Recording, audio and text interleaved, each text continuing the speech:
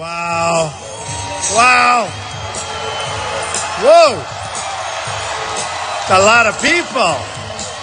That's a lot of people. Thank you, everybody. Thank you. All right, let's turn that music down. We want to get to business, right? Get to business. How's your governor doing, by the way? Good? Huh? I think so. I think so. I just want to thank all of the people of Indiana. You know, we had a great victory here not so long ago, and Indiana was the state that put me over the top. Thank you, folks. Thank you. Well, we have a lot of things to discuss, but we had some very bad news a few days ago, and you saw what happened.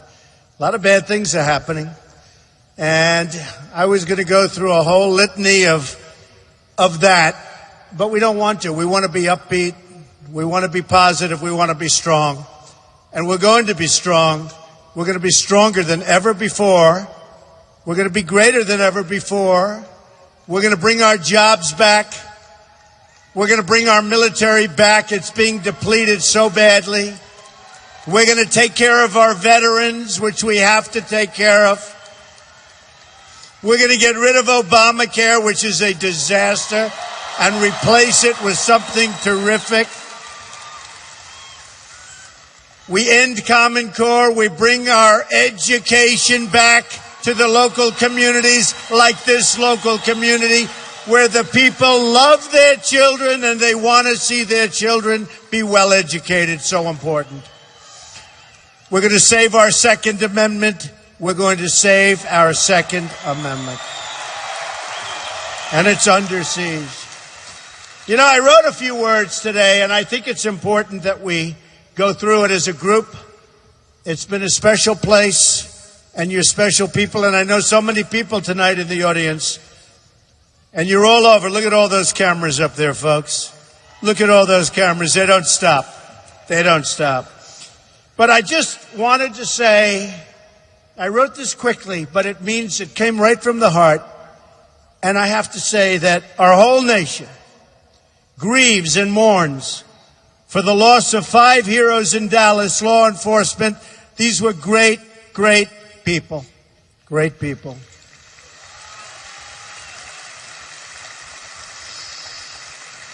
We pray for their families. We pray for their loved ones. We pray for all the wounded survivors. We pray for our country. So important. The police are not just part of our society. Our police are the best of our society. Remember that. We have to remember that. They represent our highest ideals, our greatest values, and our most noble characteristics. When our police are attacked, our entire nation is attacked. Remember that. Remember that. So the message must be delivered clearly for all to hear. The hostility against our police has to end. And it has to end right now. And we have to stay together. And we have to be strong. We have to take care of everyone. The 2 people that were killed in Louisiana and Minnesota, it was tough. It was tough to watch. For everybody here, it was tough to watch. We have to figure it out. We have to figure out what's going on. Was it training? Was it something else? It could have been something else. We have to take care of everybody. Remember that. But we have to get to the bottom of things. We have to. But we can never, ever forget the hundreds of thousands of great deals and great things that our police all over the country do. And nobody recognizes them for what they do. And when there's a problem, as bad as these 2 situations were, and I personally think they were bad. I hated watching it. But as bad as they were, they get broadcast all over the world for days and days, and all of the good things which are magnified thousands of times, nobody talks about. So we have to remember, we have to cherish and take care of our police. If we don't, we don't have a country anymore. We have a country in chaos. And remember this, and I say it once, and I say it with love, and I say it with compassion, because I have love for our country, and I have great compassion for our people in our country. But I am the law and order candidate. We need law and order, and we need strength in this country. We don't have strength in our country. We have crooked Hillary Clinton, as crooked as you get. I mean, you saw that with the emails. It's a rigged system, folks. It's a rigged system. Just remember it. It's a rigged system. It's rigged in so many different ways. We're going to straighten it out. You can't even watch what happens. We had a young man who did nothing by comparison to what she did, and he warned his friends of a problem that was coming militarily, and they came down on him with a vengeance, and they let her go. 33,000 missing emails. They let her go. Lies all over the place, and they let her go. Think of it. It's a disgrace. So we're going to get on to other subjects, but I have to say, law enforcement has to remain with us. We have to take care of our police and our law enforcement officials. We're going to do it. We're going to continue to do it. We're going to remember that they do a fabulous job. We're going to remember they do a great job. And every once in a while, problems will happen. And we're going to take care of those problems. And they can be bad problems. But we are going to treat our police with respect. Remember that, okay? Now, I'm looking at different rates and different crimes, and you see the crime rate in large portions of our country is going way up. You look at certain inner cities and look at Chicago. Look at what's going on. Since President Obama became president, almost 5,000 killings in Chicago. And nobody talks about it. Well, we're going to start talking about it because we have to make this a safe country. And you know, I would say 2 weeks ago, a month ago, I wouldn't be saying these words. I was talking about the border. And I was talking about the wall, and we will build the wall. That I can tell you. I can tell you. Oh, we're going to build the wall. Don't worry about it. Are you ready? Who is going to pay for the wall? I don't hear you. Who's going to pay for the wall? And they will. Very much. They will. 100%. And you know what? They'll be happy to pay for the wall. We have a trade deficit with Mexico that you wouldn't believe. Billions and billions and billions of dollars a year. We're losing on the border. We're losing on trade. And when I was in the debates, and I'd mentioned this, people would come up that I was debating against. And they used to say, Donald, you're not really going to build a wall, are you? I say, absolutely. They say, but you can't build a wall. But I'm in the construction. You know how easy a wall is? A wall. We build 95-story buildings with bathrooms. That's tough construction, not a wall. Walls don't have bathrooms, and bathrooms are always tough. But we're going to have a very big, beautiful gate in that wall. Big and beautiful. And that gate's going to be open, and it's going to be wide open for people to come into our country, but they're going to come into our country legally. They're going to come in legally.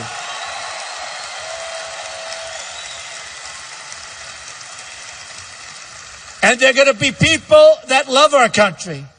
They're not going to be people that hate our country. They're not going to be people that we don't know where they come from. They're not going to be people that come from the migration that don't have paperwork, that don't have passports, that we have no idea where they're from. We have no idea what their motives are. We're going to say, no, sorry, no. And we'll help. And in Syria, we'll build safe zones.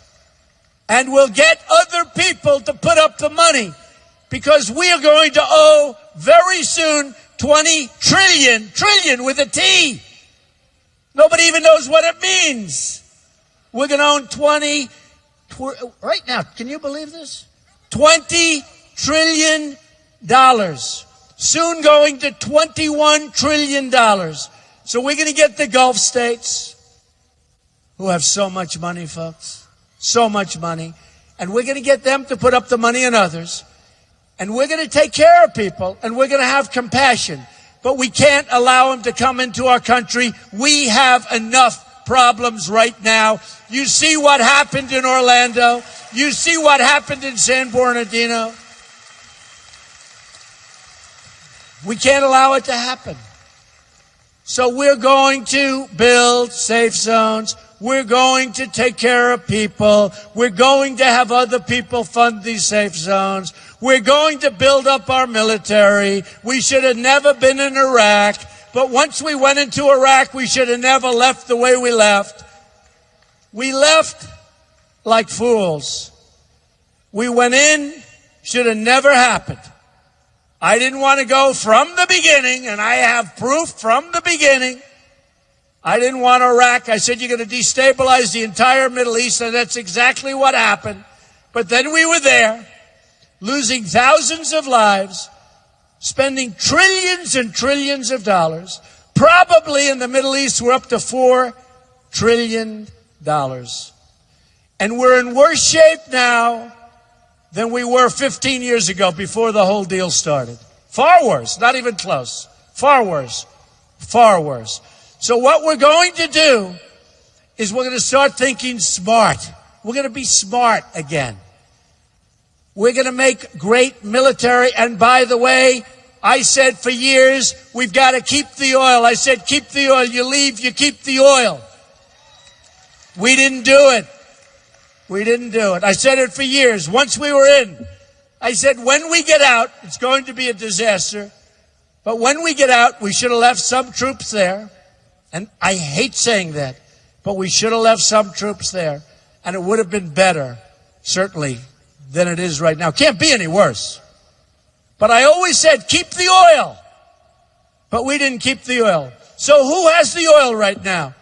A lot of the oil is had by ISIS. And we created ISIS. And Hillary Clinton, through her incompetence, directly and indirectly created ISIS. And now she wants to get rid of it. She says, yes, we will fight ISIS. She's the one that created it. With stupidity. With stupid policy. Policy that's only going to get worse. She is the one that created it. And that's what's happened. And so now we have problems all over the place. We have our cities exploding. We have ISIS looking at us. And by the way, when our enemies all over the world, including our friends all over the world, look at what's happening to our country, where the other night you had 11, think of it, 11 cities potentially in a blow-up stage.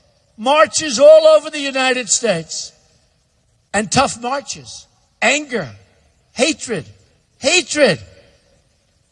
Started by a maniac that some people asked for a moment of silence for him. For the killer. Okay? So, when our enemies look at what's going on with our country, they see our deficits. They see we don't win anymore. We don't win. We don't win at anything. I always say when I was young, going to high school and going to college, and before that, we never lost. You know, United States, they said, had never lost a war. Now we never win. We don't win on trade.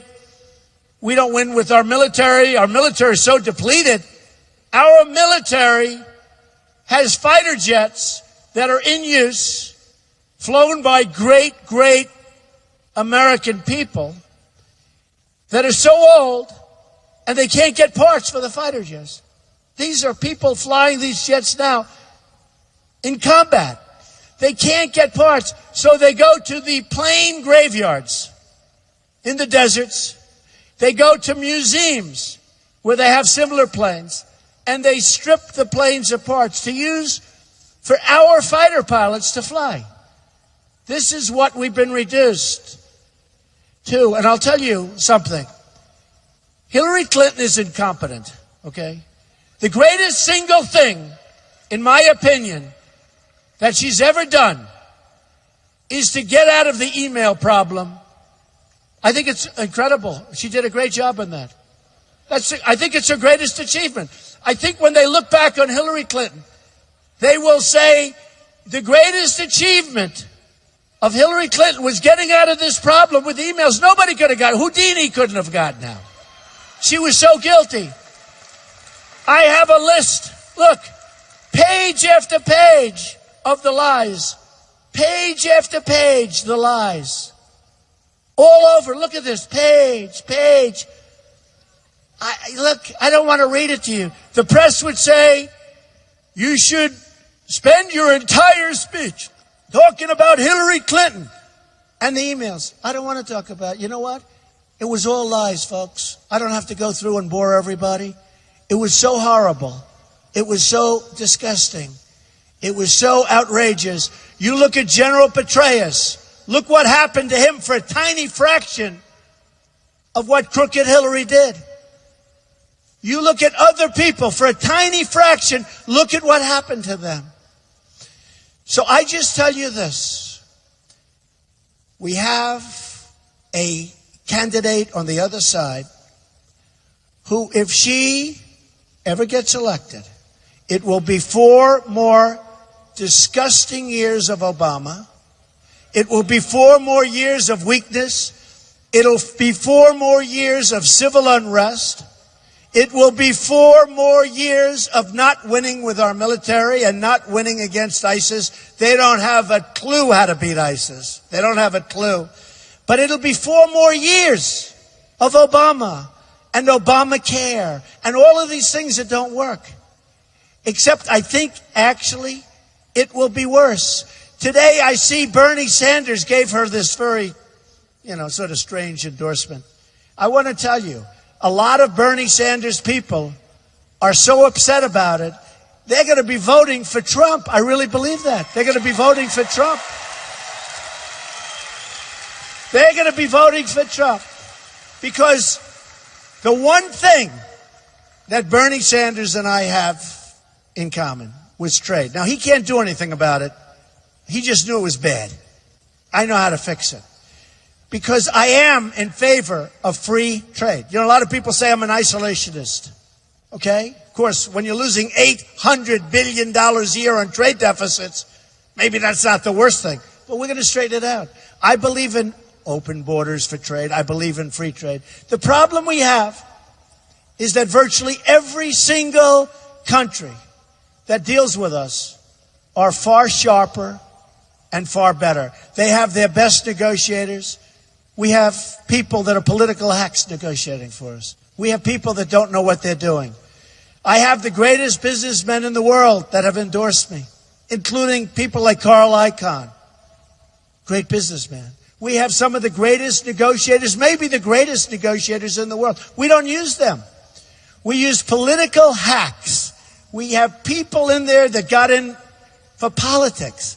You can look at the biggest companies in the world, and it's small potatoes. It's peanuts compared to some of these massive trade deals.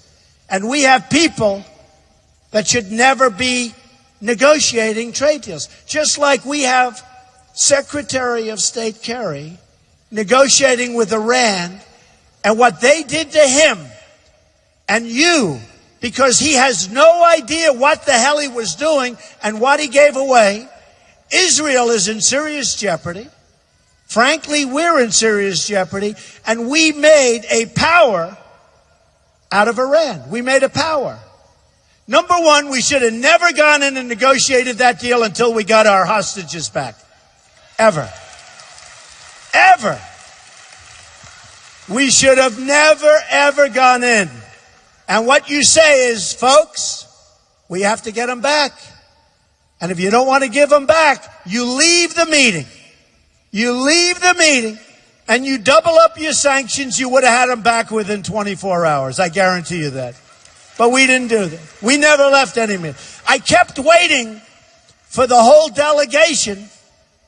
I kept waiting for them to leave, to get up and leave. I used to say, get up and leave.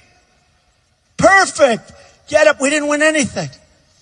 The only time that Kerry left was at 73 years old to go into a bicycle race where he fell and broke his leg, right?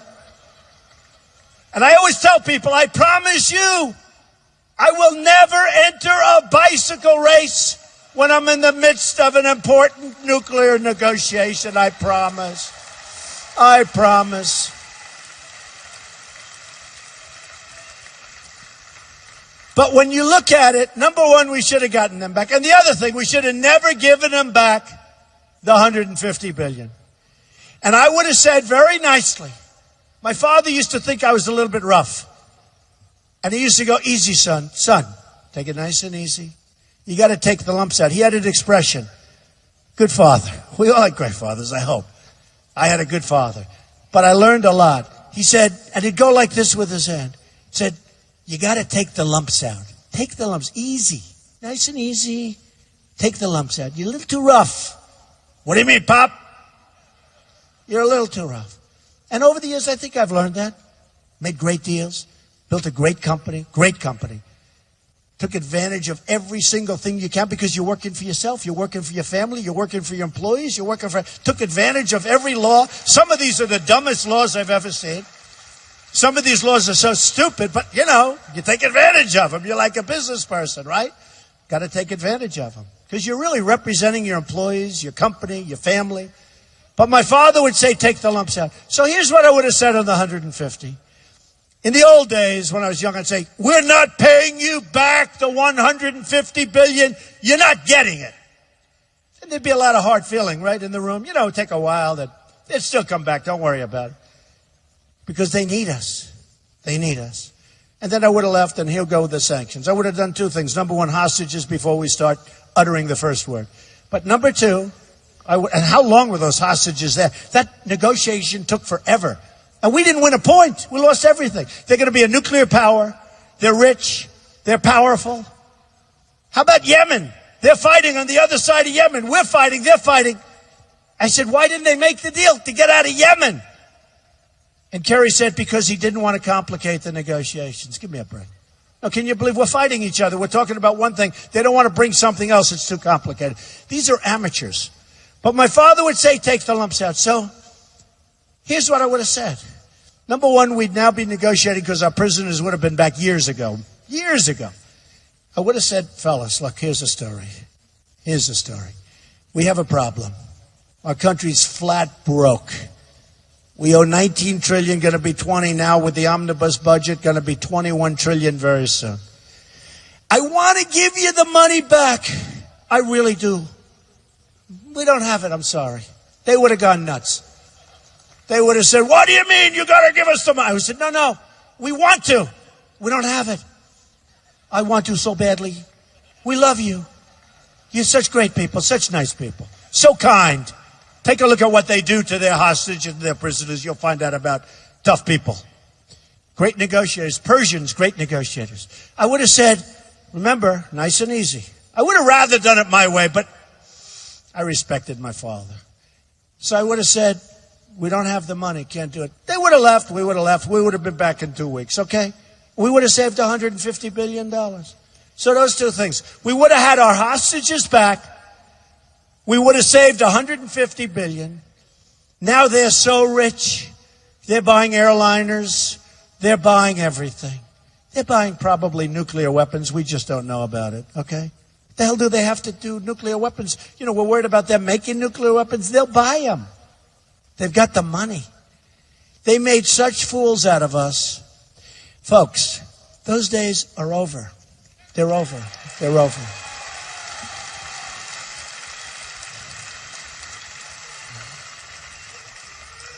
I call Obama the 5-for-1 president.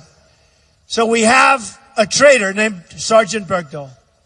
So Sergeant Bergdahl thinks he likes their way of life, obviously. Oh, they have a wonderful way of life. So one day he leaves. We lose 5 and maybe 6, but 5 at least people looking for him. They were killed. They were killed by the enemy. They go out there looking for him. They knew he left. Everybody with him knew he left because he was all whacked out and a believer in them, not us. So they knew he left. So knowing that, in fact, they had a colonel and I believe a general talking to the people that knew him. And they told the colonel and the general that he left. He deserted. Remember the old days, a deserter, what happened? Bang. 20 years ago, it was bang, but slowly. 10 years ago, it was long prison. Today, they're probably talking about nothing. That's where we've come. But I call him the 5-for-1. So we get Bergdahl, right? A traitor. They get 5 of the most vicious killers that they have, that they've been after for 9 years to get them out. And they bring them and they're back on the battlefield trying to kill everybody, including us. This stuff is going to stop, folks. And Gitmo, we're not closing Gitmo. We're going to fill it up. We're not closing Gitmo. We're not closing Gitmo. And I see Hillary Clinton said, I do not like Donald Trump's tone. Look, here's the story. I think I have a great temperament. She uses the word temperament, but I loved when she used the word tone. I do not like Donald Trump's tone. They're chopping off heads of Christians and anybody else that gets in their way. Chopping heads off. We haven't seen that since medieval times, right? You read the history books. They chopped off heads. Well, they're chopping off heads. They're drowning people in steel cages by the dozens at a time. And she says, we don't like his tone. Let me tell you, folks, it's time for a tough tone. We've had enough. We've had enough. We've had enough. We've had enough. So we're going to do things the smart way. I remember during the debate, they asked one of the folks on the debate stage, who's becoming friendlier and friendlier by the day with me, which some of the people are recovering. It was, I'll tell you what, they say it was the nastiest primary that anybody has seen. They say the nastiest in recorded history. Who knew what went on before recorded? But it was pretty nasty. And some of the folks, I saw one yesterday, I will not even mention names because I want to be friends with everybody, right? I'm going to be friends with them. Except for the real enemy. But they'll sign a document, right? It's called the pledge. I pledge, I swear I pledge that if I don't make it, I'm going to support the nominee of the party. It doesn't say subject to change, subject to the weather, subject to the sun doesn't come up. No, it said, I pledge. And for that pledge, they got access to millions of dollars worth of material from the Republican National Committee, the RNC. Reince Priebus, a great guy. By the way, great guy. He's doing a great job. Got to tell you. Reince Priebus, doing a great job. And if he wasn't, I tell you. And if he doesn't over the next 4 or 5 weeks, I'll tell you, but he is. He's a good man. And his whole staff is doing a great job. But they got access. So they signed a pledge that they will support. Now, I don't want their support. It won't mean one vote other than perhaps their family. It doesn't mean anything. But I signed the pledge too. And everybody wanted to sign the pledge. And the reason they signed the pledge was to get me to sign it. I signed it. I would have honored it. I just say people should honor pledges. People should honor documents when they sign them. You know, not a big deal. Not a big deal. But they should honor. So here's the story, folks. We're losing our country. We're like a piece of Swiss cheese at the borders. That's going to end. You know, the Border Patrol agents, 16,500, first time in history that they did this. They've never done this before. 16,500 Border Patrol agents have endorsed Donald Trump. They know better than anybody what's going on at the border. And by the way, if and when we win, it's we. I'm just a messenger, folks. I'm telling a message of common sense. I'm telling a message of strength. But I'm your messenger. And I'm doing a good job as a messenger. I mean, you know, in all fairness. But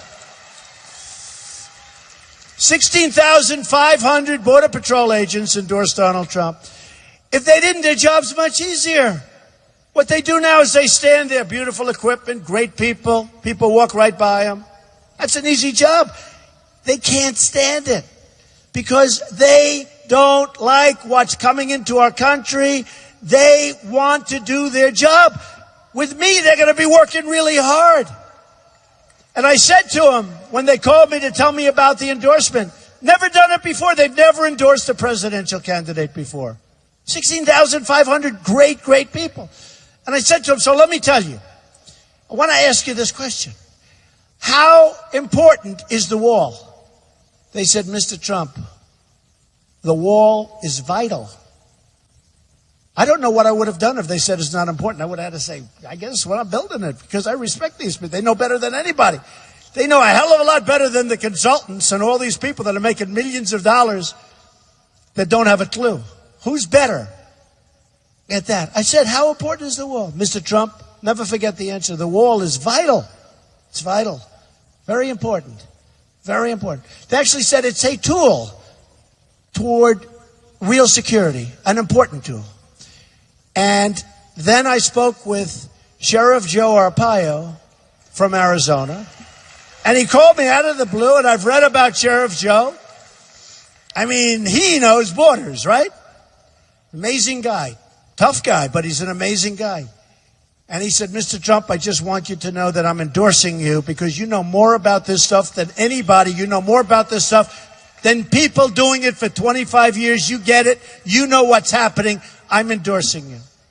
And he's actually a quality person. He's a tough guy, but he's a quality person. He gets the job done. Amazing. So I know about that. And when it was coming time for the wall, I'll never forget Vicente Fox, your former president, on one of the major networks, used the F-bomb. Remember it? I told the story a couple of times. He said, we will not pay for the F-bomb wall. I said, oh, he's dead. Hey, can you imagine? It's going to be headlines tomorrow. He used it on live television. I said, oh, I feel so badly for the guy. Now, in one way, I was happy because he used to say, we'll never build the wall. Now he's saying we'll never pay for the wall. So we made a lot of progress. At least he's now admitting it's going to get done. Right? And he seemed like a nice guy, but he got a little bit rough. We will never pay for the F-bomb wall. I said, oh, the poor guy, he's going to get killed tomorrow in the papers. Nobody mentioned it. Can you imagine if I threw out the F-bomb? I think it would be the electric chair, right? Would it be electric chair? Now, the press, I have to tell you, those people back there, I will tell you this. Not all of them, but many of them, are the most dishonest human beings on earth. They are the most dishonest human beings on earth. I've had days that are so good, and then you wake up the next morning and you say, man, did they take that? I won't even say what things, I could go one after another. And we don't make a lot of mistakes, all of us. We don't make mistakes. But what they do is they'll take a sentence and they'll make it much different than what you said, much different from what you meant. And all of a sudden they'll say, Donald Trump had a bad week because he said something perfect. Perfect. Okay? Perfect. I'm telling you, folks, and I tell it all the time, because as a Republican and as a Republican conservative, we are at a tremendous disadvantage. You look at the way they treat crooked Hillary. You take a look at this compared to the way they treat other people or the way they treat me. They are some of the worst human beings on earth. I really mean it. I really mean it. You know, where are my protesters? I want some protesters. You know, look at this room. The governor just said he's never seen a room like this in Indiana with this many people. He's never seen anything like it. Look at this thing. This is where your football team, look at the ceilings. Everything's nice. Let's see, well, my high. You know, I always talk about the wall's going to be real high, but that's really high up there. That's a big one. But they don't see crowds like this. We have crowds like this everywhere, no matter where we go. And every time I go home, my wife said, how was the crowd? And I always say, didn't you see it? They keep those cameras on my face. They never take the cameras off my face because they don't want people. I wish they'd turn those cameras over here. Take a look at this crowd. Take a look at this crowd. Look, the cameras aren't moving. They're really dishonest. I really mean this. They are so dishonest. That's why I love my protesters. Because the only time they move the cameras are when we have a protest. If somebody were up there screaming or shouting, the cameras, which I used to think were in a fixed position, I said maybe mechanically they can't move. But when we have a protester, they turn and they're like a pretzel all over the wow. Through the cameraman's legs, up around his ankles. You never saw cameras move like this. The fact is that you have to know what you're getting. And the system is wonderful in many ways, but really bad in others. And one of the worst aspects of our system is the dishonest press. The dishonest media. It's one of the worst things. I really mean it. They write and say things that are disgraceful. So, and I like to say, you know why? Because when people see things or read things or hear things, they'll say, I'll tell you what, one of the most incredible, people said, what have you learned? I said, you know what I've learned? How smart the people are. Because their rating is so low, they're so thought of so badly, it's like how smart the people were. And I'll say this, various anchors, some of whom truly dislike Donald Trump, have said, what's happened to us, I'm messenger, you're the important ones in this whole thing. But what happened to us is one of the greatest political phenomena they've ever seen in this country, in the history of the country. I didn't even know that.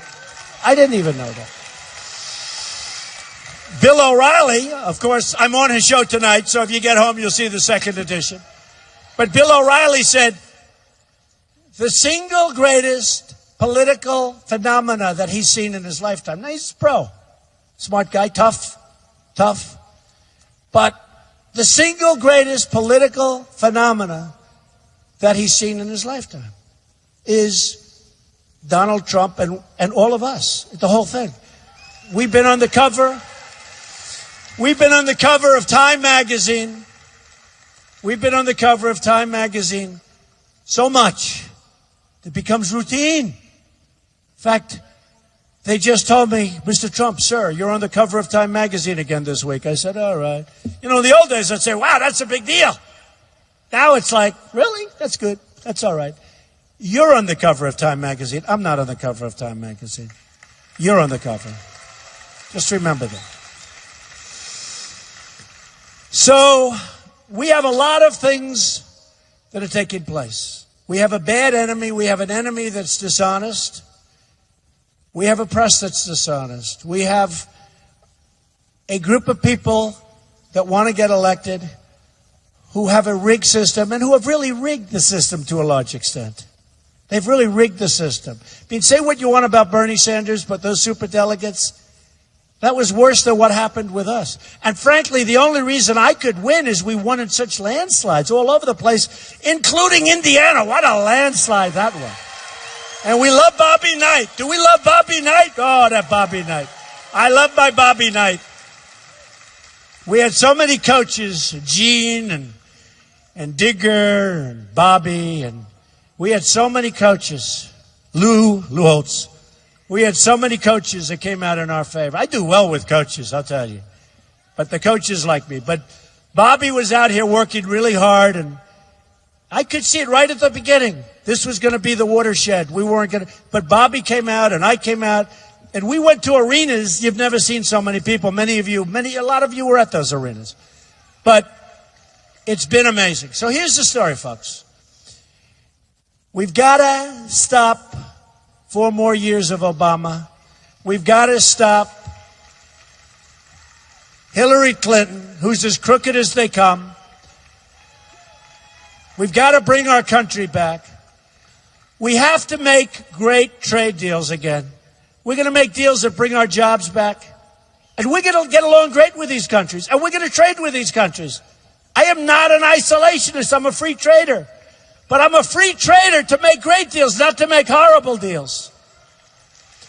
One of the people standing right there said to me, Mr. Trump, are you an isolationist? And Mr. Trump, I said, no. He says, Mr. Trump, well, what's your definition of trade? He says, very simple. Very simple. I know free, I know fair, I know every form of trade known to mankind, okay? Here's my definition of trade. My definition of trade is that I want to make great deals for the American people. You can call it whatever the hell you want. Okay? And we're going to. We're going to bring our jobs back.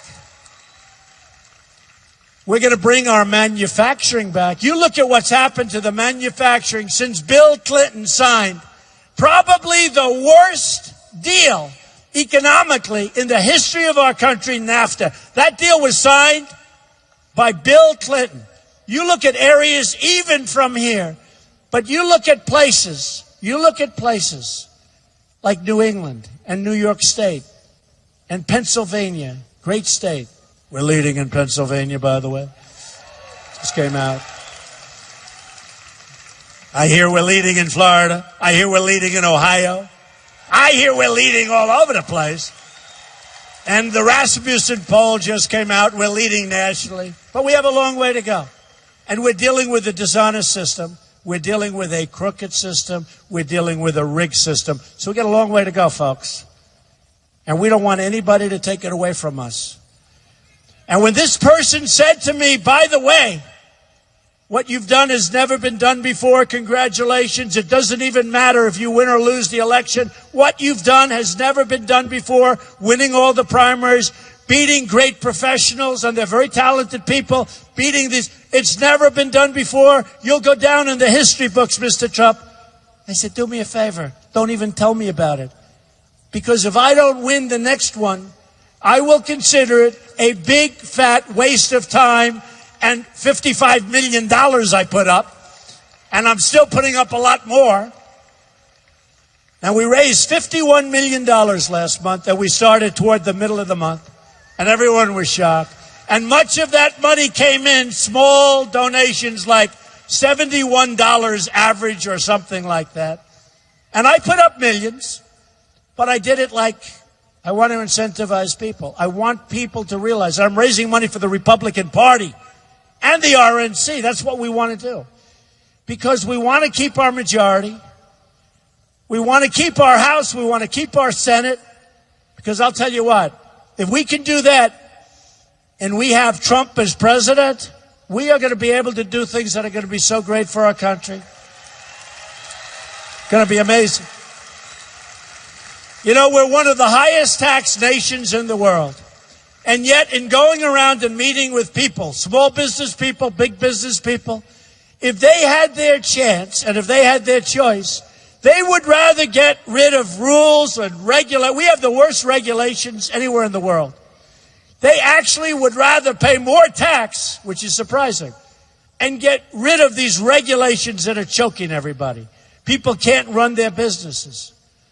So we're going to turn things around. We're going to turn them around fast. We're not going to lose Carrier air conditioning from Indianapolis. You know that deal very well. Those people have followed me all over the place. 1,400 people out of jobs viciously. They're moving to Mexico. Any of the Carrier folks in this room? Because we have a lot of, look at that. Why are you in the back row? You should be in the front row. But we had, during the season, we had so many of them that follow us around. They felt so badly. We're not going to let that happen. When people and countries take our companies and take our jobs, there are going to be consequences. They're not going to take them. Because we're not going to let Carrier come in, make air conditioners in Mexico, sell the air conditioners to us across a very strong border now without consequence. And when we explain to the heads of Carrier that here's the story, either stay or if you want to go to Mexico, we wish you a lot of luck. But when you sell your air conditioners, you're going to pay a 35% tax as those air conditioners cross the border. And you know what's going to happen? They're not going to move. They're not going to move. This government was thinking about low-interest loans, zero-interest loans, all sorts of ways how to keep our companies. You don't need that. They don't need money. They're making plenty of money. But we're not going to let them just take our companies out, fire everybody. These are people with Carrier for many, many years. We're not going to let it happen. And we're going to have a country that's so smart again. So here's the story, folks. We don't win anymore. We're going to start winning. We're going to win with our military. We're going to kick the hell out of ISIS. We have to end it. We have no choice. We're going to take care of our vets. So important. Our vets are being treated so badly. I have such great veteran support. We're going to take care of our veterans. We're going to have strong borders. We're going to have the wall. Oh, that wall is going to be as beautiful as a wall can be. Somebody said, Mr. Trump, sir, they're going to call it the Trump wall. I said, well, then I better build it big and beautiful, right? No, I don't want that. But we need great borders. Because without borders, we don't have a country. We're going to make great trade deals. Our jobs are going to come back. We're going to make a lot of money on trade. Right now, we lose all of this money. You look at Japan, the biggest ships you've ever seen floating in. I was in Los Angeles. They float in these massive, massive ships loaded up with cars. And the cars are pouring just like, NASCAR. I love NASCAR. I love Brian France. He endorsed me from NASCAR, right? NASCAR. It's like NASCAR drivers. King Richard endorsed me. A lot of the guys endorsed me. Richard Petty. They come in, they're pouring off these boats. We send them wheat. We send them beef. And when it gets there, they don't even want it. They send it back. You want to see trade imbalance. Take a look at the imbalance we have with Japan. It's going to end, folks. We're going to have smart people now. We're going to make great deals. We're going to make fair deals. We're going to get along great with Japan. We're going to get along better with these countries, and they're going to treat us fairly. And we have all the cards. Just remember that. We're the piggy bank. But they're going to break our piggy bank very soon. But with the piggy bank, they take the money out. We have rebuilt China. The money they've taken out of this country. They have trains that we can only dream about. They have highways that we can only dream about. Places outside of this country in the Middle East, different places, have airports that we can only dream about. We used to be at the top. Now we're like a third world country. So here's what I say. We're going to start winning again. We're going to win so much. You're going to be so proud of your country. We're going to win so much. You're going to be so happy. You're going to have your jobs back. You're going to have your pride back. I often joke, you'll be calling up Mike Pence. I don't know whether he's going to be your governor or your vice president. Who the hell knows? But you're going to call up, good man, but you're going to call him and you're going to either say governor or vice president. Sir, please speak to Mr. Trump. We're winning too much. We, the people of Indiana, cannot stand all of these victories. We can't take it. We're not used to it. Please, we're winning with our military. We're going to beat ISIS. We're winning on trade. We're winning at the border. We're stopping drugs from pouring in. We're winning on education. We're winning with our Second Amendment. Please, please, Mike, help us. We're winning too much. And Mike will come to see me. Say, Mr. President, sir, they're winning too much. The people of Indiana can't stand it. I say, Mike, go back and tell them we're not changing a damn thing. We're going to keep winning. And we're going to win at every level. And we are going to make America so great again. We're going to make America greater than ever before. I love you, Indiana. Thank you for all your help. You're really special people. Thank you. We love you. Thank you very much, everybody. Thank you.